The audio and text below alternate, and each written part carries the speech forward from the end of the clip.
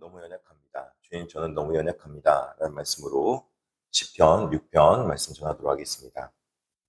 네, 사랑하는 성도 여러분, 우리가 인생을 살다 보면은 도저히 내 힘으로 감당할 수 없는 깊은 절망을 마주할 때가 있습니다. 육신의 질병으로 뼈가 떨리고 영혼마저 쇠약해져 버려서 어디서부터 꼬인지 원인조차 알 수 없는 고통 속에 놓일 때가 있는 것이죠. 오늘 우리가 함께 읽은 시편 6편은 다윗이 바로 그러한 절망 한가운데에 서 있는 것을 말씀하고 있습니다. 시편 6편은 기독교 전통에서 성도들이 회개할 때 즐겨 읽던 7편의 참회 시 중에 첫 번째 시입니다.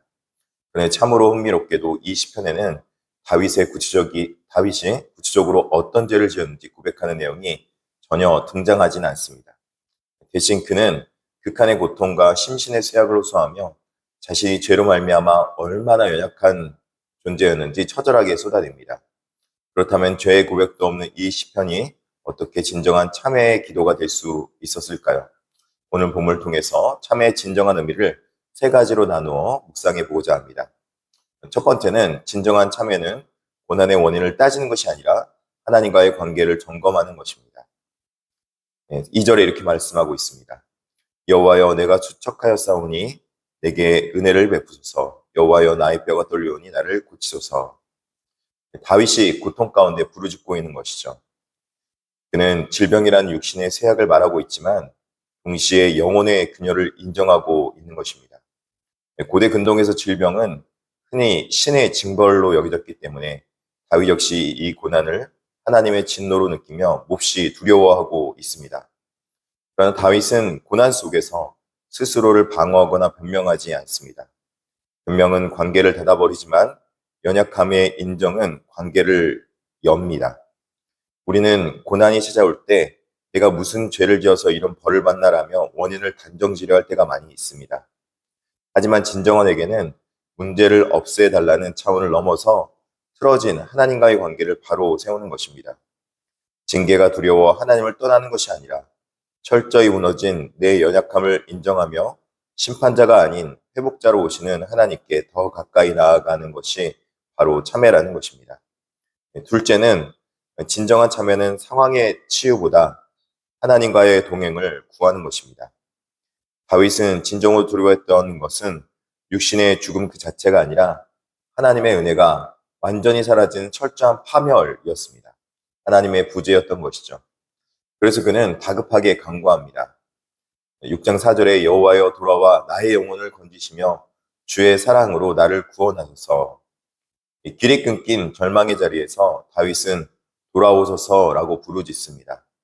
이는 내 몸이 낫고 상황이 호전되는 것보다 하나님이 내 곁에 다시 가까이 오시는 임재의 회복이 먼저라는 신앙의 고백입니다. 상실 중에 가장 큰 상실은 돈이나 건강을 잃은 것이 아니라 하나님을 잃어버린 것이라는 거죠. 그러므로 참된 기도는 단순해집니다. 어떤 조건을 구하는 것이 아니라 관계를, 단순히 회복이 아니라 주님과의 동행을 구하는 것입니다. 주님이 다시 돌아와 내 중심이 회복되면 생명은 다시 흐르고 모든 문제는 힘을 잃게 되는 것입니다. 세 번째는 진정한 참회는 포장 없는 정직한 탄식으로 현실을 보는 눈을 바꾸는 것입니다.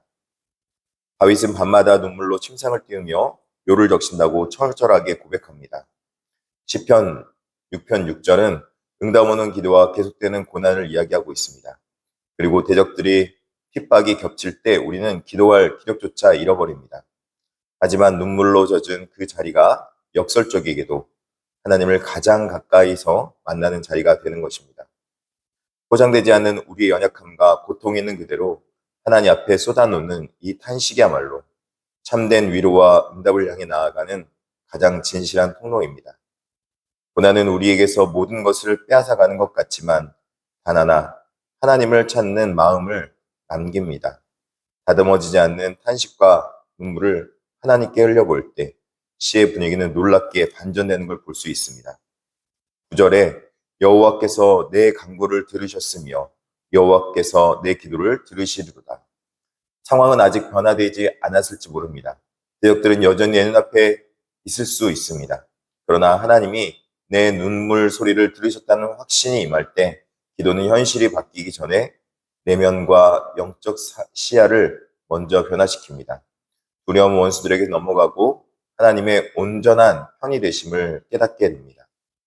사랑하는 성도 여러분, 참회는 단순히 지난날의 잘못을 반성하는 윤리적인 뉘우침이 아닙니다. 주님, 저는 너무 연약합니다. 주님이 없이는 단 한순간도 살 수 없습니다. 라며 내 존재의 바닥을 드러내고 그분의 변함없는 사랑에 전적으로 매달리는 생존을 말하고 있는 것입니다. 오늘 이 시간 우리의 삶에 무너진 자리에서 눈물로 침상을 적시는 분이 계십니까? 그 눈물이 변하여 응답의 확신이 될 줄 믿습니다. 고난 속에서도 도망치지 않고 여호와의 이름을 부르짖으며 우리를 징계하시는 심판자가 아니라 눈물을 닦아주시는 구원자 하나님을 깊이 만나는 복된 손님 되기를 주님의 이름으로 축원합니다. 기도하겠습니다. 자비하시고 은혜로우신 하나님 아버지, 진정한 참회를 통해서 주님과 동행하며 우리의 삶 속에서 주님의 은혜를 구하며 나가게 하여 주시옵소서. 무엇보다도 하나님 앞에서 우리 삶 속에 필요한 은혜가 많이 있습니다.